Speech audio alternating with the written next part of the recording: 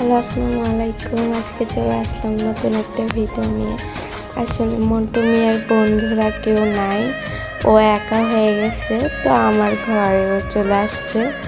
তো আসার পরে ও আয়নার দিকে তাকায় আসে এক পলকে। আসলে আমি ভাবছিলাম আসলে আয়নাটা সবারই ইমোশন। তো ও অনেকক্ষণ ধরে তাকাই থাকলো। তারপর আর কি আমি ওকে বললাম যে চলে যাও, ঘর থেকে এখন বের হও। তো তাও যাচ্ছিল না। একটু পর ওর ইগোতে মনে হয় লাগছে, যার কারণে ও একটু তাকাই থেকে চলে যেতে নিল।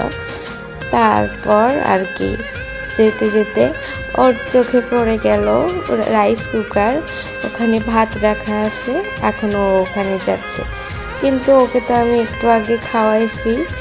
যাই হোক, ও তাও যাচ্ছে খেতে।